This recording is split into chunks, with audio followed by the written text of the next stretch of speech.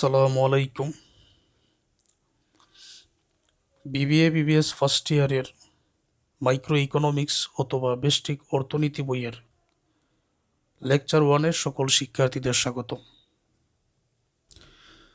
তো এই সাবজেক্টে অল্প কিছু ম্যাথ থাকে বা রেখা সম্পর্কিত প্রশ্ন থাকে। ম্যাথ বা রেখা সম্পর্কিত প্রশ্নের সমাধান হাতে কলমে আমি বুঝাবো পরবর্তী ক্লাসগুলোতে। তবে যে বেসিকটা না জানলে নয়, সেটা আমি এই ধারাবাহিক ক্লাসে তোমাদেরকে বোঝাতে চাই। তো প্রশ্নগুলো আমি লিখে রেখেছি, এখন ব্যাখ্যা করে বুঝাবো। আর এই সাবজেক্টে ভালো প্রস্তুতি নেওয়ার জন্য তোমাকে ভালো করে থিওরি প্রশ্ন পড়তে হবে। অল্প কিছু ম্যাথ থাকে। তো অল্প কিছু ম্যাথ কীরকম আমি তোমাদের দেখাচ্ছি। প্রথমে যেমন এই চিত্রসহ এই যোগান বিধিটি ব্যাখ্যা করো, তো এটা তোমাকে জানতে হবে। ধারাবাহিক ক্লাসে আমি এটা হাতে কলমে লিখে বোঝাবো। একটি কাল্পনিক চাহিদা সূচি থেকে চাহিদা রেখা অঙ্কন করো। তারপর চাহিদা অপেক্ষক কিউ ইকুয়াল টু 12/p থেকে চাহিদা রেখা অঙ্কন করো। তারপর ক্রমহ্রাসমান প্রান্তিক উপযোগ বিধি থেকে চাহিদা রেখা অঙ্কন করো। এই জাতীয় প্রশ্নগুলো, যেগুলো রেখার মাধ্যমে বা অঙ্কের মাধ্যমে সমাধান করতে হয়, ধারাবাহিক ক্লাসে সবই পাবেন। এক কথায় তোমাদের থিওরি যত সাবজেক্ট আছে, থিওরি সাবজেক্টে ভালো ফলাফল করার জন্য নিজেকে বেশি সময় দিতে হবে। আর ম্যাথ সাবজেক্টের জন্য অবশ্যই কোনো শিক্ষকের কাছে অনলাইনে কিংবা অফলাইনে প্রাইভেট পড়তে হবে। তো তোমাদের যত গাণিতিক সাবজেক্ট আছে, accounting, management, accounting, business math, তারপর ফিনান্স, এই জাতীয় গাণিতিক সাবজেক্টের কোর্স আমার চলমান আছে। আমার ইউটিউব চ্যানেলের প্লেলিস্টে ফ্রি ক্লাসগুলো দেখে নাও। আর পেইড কোর্সে ভর্তি হওয়ার জন্য এই হচ্ছে আমার হোয়াটসঅ্যাপ নাম্বার। এখন আমি মূল আলোচনায় যাচ্ছি। আরেকটা বিষয় হচ্ছে, যারা পেইড কোর্সে ভর্তি হবেন তারা গাণিতিক থিওরি সকল সাবজেক্টের এরকম সমাধান সহ পিডিএফ লেকচার শিটটা পেয়ে যাবেন, সাজেশনটা পেয়ে যাবেন। আজকের ক্লাসে আমরা জানব অর্থনীতি কাকে বলে। তারপর আমরা জানব অর্থনীতি পাঠের প্রয়োজনীয়তা কি এবং অর্থনীতির আওতা ও পরিধি আলোচনা। এটা জানলে আমাদের বেসিক অনেক কিছু জানা হয়ে যাবে।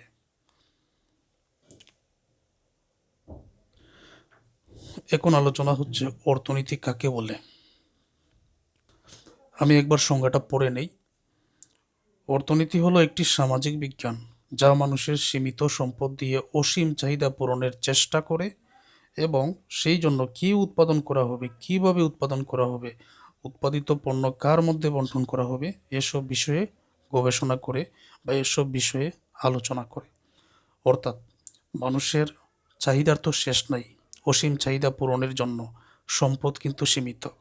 এই সম্পদ থেকে চূড়ান্ত প্রোডাক্ট উৎপাদন করার জন্য কি উৎপাদন করা হবে, কিভাবে উৎপাদন করা হবে এবং কার মধ্যে বণ্টন করা হবে, এসব বিষয় নিয়ে অর্থনীতি বইয়ের মধ্যে আলোচনা করা হয়েছে। তো বিষয়টা তো আমরা বুঝতে পেরে গেলাম। সহজভাবে, অর্থনীতি এমন একটি বিজ্ঞান যা শেখায় কিভাবে মানুষ সীমিত সম্পদ ব্যবহার করে চাহিদা পূরণ করে। সম্পদ সীমিত, এটা ব্যবহার করে কিভাবে সকলের চাহিদা পূরণ করা যায়, সেটাই অর্থনীতি শেখায়। তো বিষয়টা আমাদের জানা হয়ে গেল। এখন উদাহরণ, যদি একটি পরিবারের টাকা কম থাকে তবে তারা সিদ্ধান্ত নেয় কোনটা আগে কিনবে, খাদ্য না কাপড়। এটাই অর্থনৈতিক চিন্তা। একটা পরিবারের টাকা কম, এখন তারা চিন্তা করবে যে তাদের খাদ্যটা বেশি প্রয়োজন আগে, খাদ্যের বেশি চাহিদা আসছে নাকি কাপড়ের। তো এটার উপরে টাকা যেহেতু কম, এখন তারা সিদ্ধান্ত নিবে।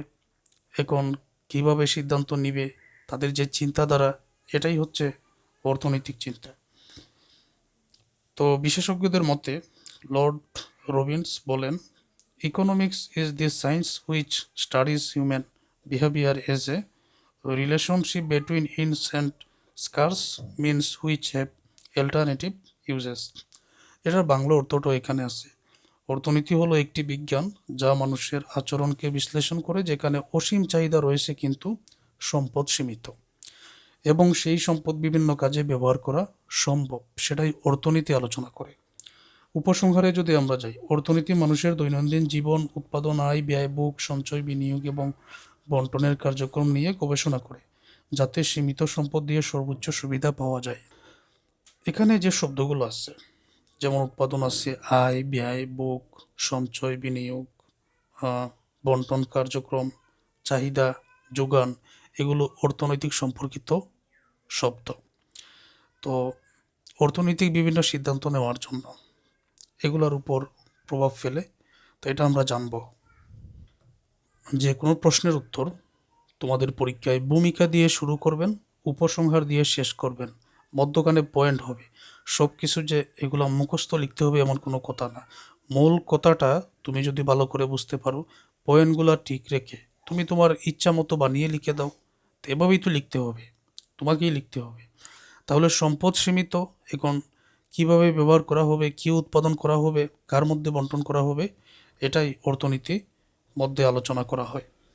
আচ্ছা, এখন যে প্রশ্নের উত্তরটা আমরা জানবো সেটা হচ্ছে, এই অর্থনীতি বই এইটা পাঠের প্রয়োজনীয়তা আলোচনা করো। তো অর্থনীতি পাঠের প্রয়োজনীয়তা আলোচনা করা হয়েছে এখানে, আমি আগে পড়ে নিই। অর্থনীতি এমন একটি সামাজিক বিজ্ঞান যা মানুষ কিভাবে সীমিত সম্পদ ব্যবহার করে তার চাহিদা পূরণ করে তা বিশ্লেষণ করে। এটা তো আমরা জানি। একজন নাগরিক, শিক্ষার্থী, ব্যবসায়ী কিংবা নীতি নির্ধারক হিসেবে অর্থনীতি সম্পর্কে জ্ঞান রাখা অত্যন্ত প্রয়োজন। দেশের একজন নাগরিক হিসাবে, শিক্ষার্থী হিসাবে, ব্যবসায়ী হিসাবে, নীতি নির্ধারক হিসাবে অর্থনীতি সম্পর্কে জ্ঞান রাখাটা প্রয়োজন। নিচে অর্থনীতি পাঠের প্রয়োজনীয়তা তুলে ধরা হলো।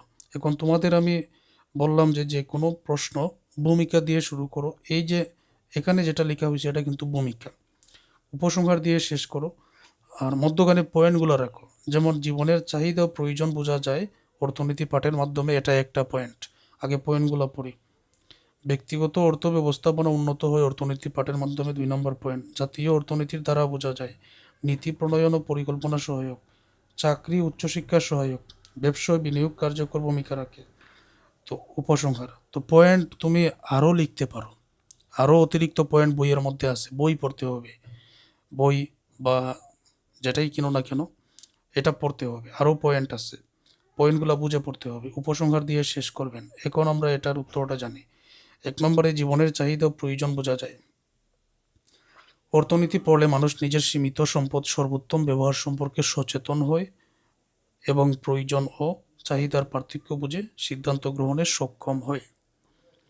সম্পদ সীমিত, এখন অর্থনীতি সম্পর্কে যদি জ্ঞান থাকে তাহলে এই সীমিত সম্পদ ব্যবহার করে কিভাবে চাহিদাটা পূরণ করা সম্ভব সেটা সহজে সিদ্ধান্ত নেওয়া যায়। আর এই সিদ্ধান্ত নেওয়ার জন্যই অর্থনীতি পাঠের প্রয়োজনীয়তা অপরিসীম। 2 নম্বরে ব্যক্তিগত অর্থ ব্যবস্থাপনা উন্নত হয়। কোনো ব্যক্তি আয়, ব্যয়, সঞ্চয়, বিনিয়োগ কীভাবে পরিচালনা করবে তা শিখতে পারে অর্থনীতির মাধ্যমে। অর্থনীতির মধ্যে এমন কিছু আলোচনা করা হয়েছে যে কোনো ব্যক্তি আয়, ব্যয়, সঞ্চয়, বিনিয়োগ এগুলা কীভাবে পরিচালনা করবে সেই জ্ঞান সে অর্জন করতে পারবে। জাতীয় অর্থনীতির দ্বারা বোঝা যায় জিডিপি, মুদ্রাস্ফীতি, বেকারত্ব, বৈদেশিক বাণিজ্য প্রভৃতি অর্থনৈতিক বিষয়ের উপর জ্ঞান অর্জনের ফলে দেশীয় ও বৈশ্বিক অর্থনৈতিক পরিবর্তন বুঝে সিদ্ধান্ত নেওয়া যায়। যে কোনো ব্যক্তি যদি দেশের জিডিপি, মুদ্রাস্ফীতি, বেকারত্বের হার, পরিমাণ, বৈদেশিক বাণিজ্য এগুলো যদি বুঝতে পারেন, আর এগুলো বুঝতে পারবেন অর্থনীতি বিষয়ের উপর জ্ঞান থাকলে। তো যদি তুমি এগুলা বুঝতে পারো তাহলে দেশীয় বা বৈশ্বিক অর্থনীতির পরিবর্তন বুঝে তুমি যে কোনো সিদ্ধান্ত নিতে পারবে। হ্যাঁ, এটাকে বলা হয়েছে জাতীয় অর্থনীতির দ্বারা বোঝা যায়। আর এটা বোঝার জন্যই অর্থনীতি পাঠের প্রয়োজনীয়তা অনেক, তাই তো। নীতি প্রণয়ন ও পরিকল্পনা সহায়ক, একজন ভবিষ্যৎ নীতি নির্ধারক, সরকারি কর্মকর্তা বা উদ্যোক্তার জন্য অর্থনীতি পাঠ অপরিহার্য। এই যে বিভিন্ন নীতি নির্ধারণ করবেন সরকারি কর্মকর্তা যারা আছেন, তো অর্থনীতি যদি উনি পাঠ নাই করেন তাহলে কিভাবে নীতি নির্ধারণ করবেন? তো এটা করার জন্যই তো অর্থনীতি পাঠের প্রয়োজন আছে। এটি ন্যায্যতা, কার্যকারিতা উন্নয়নের পথে পরিচালিত করে। চাকরি ও উচ্চশিক্ষার সহায়ক, অর্থনীতি পাঠ বিভিন্ন প্রতিযোগিতামূলক পরীক্ষায় সহায়তা করে, ব্যবসা, ব্যাংকিং, পরিকল্পনা, প্রশাসনিক ক্ষেত্রে চাকরি পাওয়ার সম্ভাবনাও বাড়ায়। আবার অর্থনীতি বিষয়ের উপরে অনেকে শিক্ষকতাও করতে পারেন, তো এটা তো চাকরির ক্ষেত্রে গুরুত্বপূর্ণ অবদান রাখতেছে। ব্যবসা, ব্যাংকিং, পরিকল্পনা, প্রশাসনিক ক্ষেত্রে চাকরি পাওয়ার সম্ভাবনা বাড়ায় এই অর্থনীতির জ্ঞান।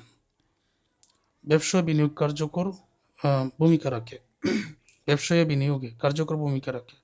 বাজার বিশ্লেষণ, চাহিদা যোগান নির্ধারণ, মুনাফা বিশ্লেষণ ইত্যাদিতে অর্থনীতি জ্ঞান ব্যবসায়ীকে সফল করে তোলে। অর্থনীতিতে জ্ঞান থাকলে বাজার বিশ্লেষণ করা যায়, চাহিদা যোগান নির্ধারণ করা যায়, মুনাফা বিশ্লেষণ করা যায়। আর এগুলোর জন্যই মূলত অর্থনীতিতে জ্ঞান থাকা প্রয়োজন। উপসংহার: অর্থনীতি শুধু একটি পাঠ্য বিষয় নয়, বরং এটি দৈনন্দিন জীবনের একটি অপরিহার্য অংশ। ব্যক্তি, সমাজ এবং রাষ্ট্র সব ক্ষেত্রে সচেতন, যুক্তিবান ও দক্ষ সিদ্ধান্ত গ্রহণের জন্য অর্থনীতি পাঠের প্রয়োজনীয়তা অপরিসীম। এটি একজন মানুষকে দক্ষ নাগরিক হিসাবে গড়ে তোলে। বিষয়টা তো বুঝতে পারলে। তো এই ধরনের প্রশ্নের উত্তর দেওয়ার জন্য তুমি পয়েন্টগুলো মনে রাখবে। এই যে পয়েন্ট আছে বইয়ের মধ্যে, পয়েন্টগুলো তুমি মনে রাখবে, এটা আমি বলবো। পয়েন্ট মনে রেখে পয়েন্ট বোঝার চেষ্টা করবে যে কী আলোচনা করা হয়েছে। এখানে আমি সহজে বোঝানোর জন্য 1 লাইন 2 লাইন 3 লাইন দিয়েছি। তুমি চাইলে পরীক্ষায় আরও অতিরিক্ত নিজের মতো করে লিখতে পারো। একটা বিষয়ে যদি তুমি বুঝতে পারো, আরও লম্বা করে তুমি লিখতে পারো। ঠিক আছে? আচ্ছা, তারপর এই অংশগুলো নিজেরাই পড়ে নেবেন। পেইড কোর্সে আমার যারা আসো তাদেরকে তো এই পিডিএফটা দেওয়া হবে, নিজেরাই পড়ে নেবেন, তারপর বই থেকে পড়বেন। আবারও বলছি, থিওরি যত সাবজেক্ট আছে নিজে বেশি সময় দিবেন, আর গাণিতিক সাবজেক্টের জন্য অতিরিক্ত ক্লাস দেখবেন। এবার আসো অর্থনীতির আওতা বা পরিধি আলোচনা। তো অর্থনীতির আওতা বলতে যে আসলে অর্থনীতির মধ্যে কী অন্তর্ভুক্ত আছে, বিশ্লেষণের ক্ষেত্র, এগুলো কোথায় প্রয়োগ করা হবে, এগুলাকে বোঝায় আওতা ও পরিধি। তো অর্থনীতির আওতা পরিধি বলতে বোঝা যায় বিষয় অন্তর্ভুক্ত প্রধান বিষয়বস্তু, বিশ্লেষণের ক্ষেত্র, তার প্রয়োগযোগ্যতা কোথায় কোথায় আছে। এটি অর্থনীতির কাজ, সীমা ও গবেষণার দিকগুলো স্পষ্ট করে, মানে একেবারে স্পষ্ট করে যে অর্থনীতির মধ্যে কি কি অন্তর্ভুক্ত, প্রধান বিষয় কি, বিশ্লেষণ কিভাবে করা হবে, কোথায় প্রয়োগ করা হবে, ব্যবহার করা হবে। তো এই সকল বিষয় হচ্ছে অর্থনীতির আওতা বা পরিধি। অর্থনীতির প্রধান 2টা শাখা, একটা হচ্ছে মাইক্রো অর্থনীতি, মাইক্রো ইকোনমিক্স, যেটা বর্তমানে আমরা যে সাবজেক্ট পড়তেছি এটা মাইক্রো ইকোনমিক্স। আরেকটা হচ্ছে ম্যাক্রো অর্থনীতি বা ম্যাক্রো ইকোনমিক্স। হ্যাঁ, তো মাইক্রো ইকোনমিক্সের অন্তর্ভুক্ত, এটি ব্যক্তিগত পর্যায়ে অর্থনৈতিক কার্যক্রম বিশ্লেষণ করে ব্যক্তি পর্যায়ে, আর ম্যাক্রো হচ্ছে এটা জাতি পর্যায়ে। 2টা পার্থক্য সহজ।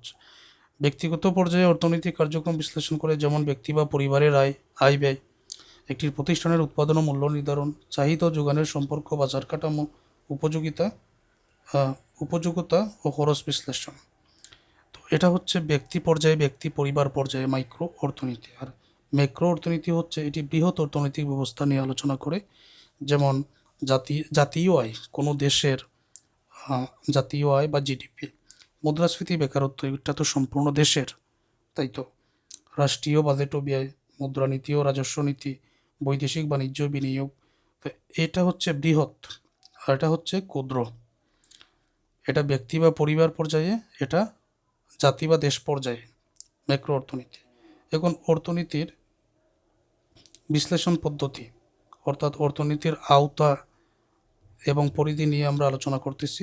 অর্থনীতির বিশ্লেষণ পদ্ধতি, তো অর্থনীতি যে বিশ্লেষণ করা হয়, একটা হচ্ছে ধনাত্মক অর্থনীতি, অর্থাৎ যা আছে, ঘটছে বা ঘটবে তা বিশ্লেষণ করে। আরেকটা হচ্ছে উদাহরণ, সরকার যদি ভর্তুকি কমায় পণ্যের দাম বাড়বে, সরকার যদি ভর্তুকি কমিয়ে দেয় তাহলে তো পণ্যের দাম বাড়বে, আর ভর্তুকি দিলে পণ্যের দাম কমবে। তারপর বিধানমূলক অর্থনীতি, অর্থাৎ যা হওয়া উচিত সে বিষয়ে মতামত দেয়। উদাহরণ, সরকারের উচিত দরিদ্রদের জন্য খাদ্যে ভর্তুকি বৃদ্ধি করা উচিত, এটা হচ্ছে বিধানমূলক অর্থনীতি। কোনো পণ্যের যদি দাম বাড়ে, সরকার যদি ভর্তুকি দেয় তাহলে সেটার দাম কমে আসে, ভর্তুকি না দিলে দামটা বাড়বে, এটা হচ্ছে ধনাত্মক অর্থনীতি। আর যা হওয়া উচিত সেই বিষয়ে মতামত দেওয়া, সরকার উচিত দরিদ্রদের জন্য খাদ্যে ভর্তুকি বৃদ্ধি করা, এটা বিধানমূলক অর্থনীতি। অর্থনীতি বিশ্লেষণ পদ্ধতির মধ্যে এটা পড়ে। অর্থনীতির প্রধান বিষয়বস্তু, উৎপাদন, কী উৎপাদন হবে, কিভাবে, কত পরিমাণে উৎপাদন হবে, এটা হচ্ছে অর্থনীতির প্রধান বিষয়। বন্টন, উৎপাদিত সম্পদ কার মধ্যে কিভাবে বন্টিত হবে, কি উৎপাদন হবে, কিভাবে, কত পরিমাণে উৎপাদন হবে, উৎপাদিত সম্পদ কার মধ্যে কিভাবে বন্টিত হবে, এটা হচ্ছে অর্থনীতির প্রধান বিষয়বস্তু। ভোগ, মানুষ কিভাবে চাহিদা অনুযায়ী পণ্য সেবা ব্যবহার করে। মূল্য নির্ধারণ, বাজারে পণ্যের দাম কিভাবে নির্ধারিত হয়। চাকরি ও শ্রম, শ্রমবাজারে চাহিদা ও সরবরাহ, সঞ্চয়, বিনিয়োগ, ব্যক্তি ও প্রতিষ্ঠানের আর্থিক ব্যবস্থাপনা, বৈদেশিক বাণিজ্য, আমদানি রপ্তানি, মুদ্রা বিনিময় হারে প্রভাব। অর্থাৎ এখানে আমরা যা আলোচনা করলাম, প্রশ্নটা ছিল যে অর্থনীতির আওতা ও পরিধি আলোচনা করো। এখন অর্থনীতির আওতা পরিধির মধ্যে প্রধান বিষয়বস্তু, অর্থনীতির প্রধান দুইটা বিষয় বা শাখা, মাইক্রো অর্থনীতি আরেকটা ম্যাক্রো অর্থনীতি, এটাও আলোচনা হলো, বিশ্লেষণের ক্ষেত্রে আলোচনা করা হলো, আর কোথায় প্রয়োগ করা হবে সেটাও আলোচনা করা হলো। মাইক্রো অর্থনীতি আর ম্যাক্রো অর্থনীতি এটা হচ্ছে ব্যক্তি পরিবার পর্যায়ে, এটা হচ্ছে জাতি পর্যায়ের বৃহৎ। তারপরে বিশ্লেষণ পদ্ধতি, ধনাত্মক অর্থনীতি, বিধানমূলক অর্থনীতি, এগুলো নিয়ে আলোচনা করা হলো। অর্থনীতির প্রধান বিষয়বস্তু, কি উৎপাদন করা হবে, কিভাবে কত পরিমাণে উৎপাদন করা হবে, উৎপাদিত সম্পদ কার মধ্যে কিভাবে বন্টিত হবে, এগুলো অর্থনীতির প্রধান বিষয়বস্তু। তারপর এই যে বিষয়বস্তু আছে ভোগ, মানুষ কিভাবে উৎপাদন বন্টন, ভোগ, মূল্য নির্ধারণ, চাকরি, শ্রম, সঞ্চয়, বিনিয়োগ, বৈদেশিক বাণিজ্য, এটা হচ্ছে অর্থনীতির প্রধান বিষয়বস্তু। তো এটা একে একে আমরা জানব। উপসংহার, অর্থনীতির আওতা ও পরিধি বিশাল ও বিস্তৃত। অর্থনীতির, যদিও এখানে আমি অল্প কিছু আলোচনা করেছি, এগুলো মূল বিষয়। অর্থনীতির আওতা পরিধি বিশাল ও বিস্তৃত। এটি ব্যক্তি থেকে রাষ্ট্র পর্যন্ত অর্থনৈতিক আচরণ ও সমস্যা বিশ্লেষণ করে সিদ্ধান্ত গ্রহণে সহায়তা করে। উৎপাদন থেকে ভোগ, জাতীয় আয় থেকে বাণিজ্য, সব কিছুই অর্থনীতির আলোচ্য বিষয়, তাই এটি একটি জীবন ঘনিষ্ঠ সময় উপযোগী বিজ্ঞান। উৎপাদন থেকে ভোগ, জাতীয় আয় থেকে বাণিজ্য, সব কিছুই অর্থনীতির আলোচ্য বিষয়। তাহলে একটা দেশের উৎপাদন কি পরিমাণ উৎপাদন করা হবে, কোথায় এটা ব্যবহার করা হবে, মূল্য নির্ধারণ, তারপর চাকরি, শ্রম, সঞ্চয়, বিনিয়োগ, বৈদেশিক বাণিজ্য, এই সব কিছুই অর্থনীতির বিষয়বস্তুর মধ্যে পড়ে। এখন তোমরা একটা কাজ করো, আমার এই ক্লাসটা দেখে তোমরা এই অংশটা আবার পড়ে নাও, বা প্রয়োজনে আবার এই অংশটা দেখো, নিজেরা পড়ো, আর যে পয়েন্টগুলো আছে সেটা মনে রাখো। আর যে কোনো প্রশ্নের উত্তর ভূমিকা দিয়ে শুরু করবেন, উপসংহার দিয়ে শেষ করবেন, মধ্যখানে অনেকগুলো পয়েন্ট রাখবেন। আচ্ছা, পরবর্তী যেগুলো আরও জানা প্রয়োজন বেসিক তোমাদের, সেটা আমি পরবর্তী ক্লাসে, পরবর্তী লেকচারে বুঝিয়ে দিচ্ছি।